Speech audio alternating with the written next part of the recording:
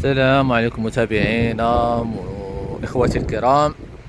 أجواء ربيع، أجواء شتوية ممطرة غزيرة في مدينة سلا في المغرب. اليوم أجواء رائعة. كانت أمطار الخير اليوم الثلاثاء 4 فبراير 2026. كانت أمطار غزيرة صباح اليوم. الآن تحسن الجو قليلا ولكن لا زال الجو غائما. هنا الشارع مولاي رشيد في مدينة سلا. رياح قوية كذلك.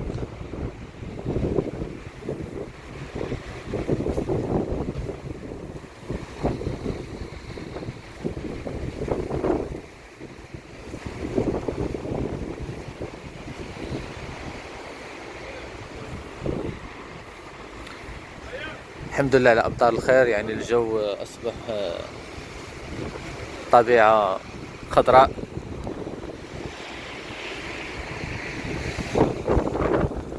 كما تشاهدون رياح قوية. شهر يناير وفبراير كانت أمطار غزيرة جدا، الحمد لله، حتى في ديسمبر.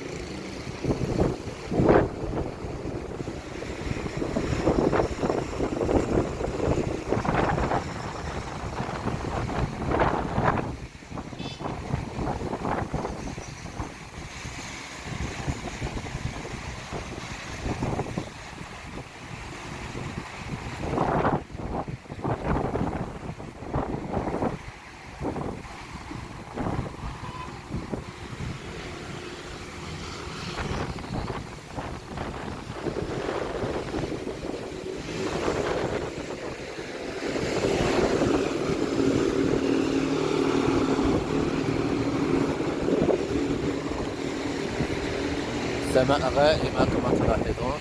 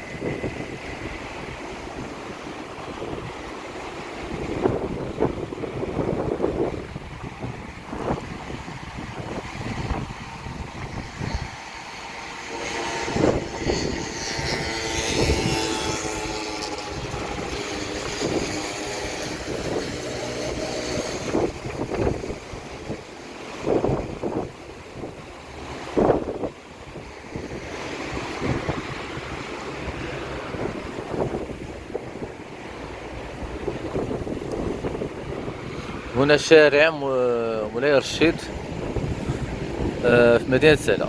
يعني هذا الشارع دوبل فا، الناس مدينة سلا راه يعرفوه. ما تنساوش تفاعلوا وتحطوا تعليقات. مشاهدة الفيديو الأخير فضلا وليس أمرا. بارك الله فيكم، يعني تتفاعلون كثيرا مع فيديوهاتي البسيطة. اليوم رياح قوية، كاينة تقريبا اليوم ماشي بزاف، اليوم فقط 50 كيلومتر في الساعة يعني تقريبا.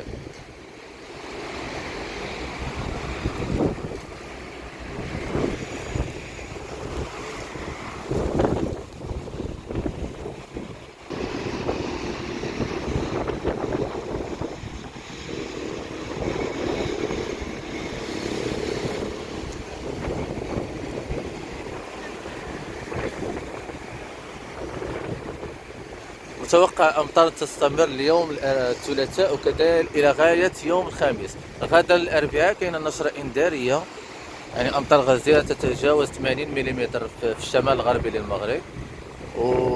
أمواج عالية أكثر من 6 أمتار.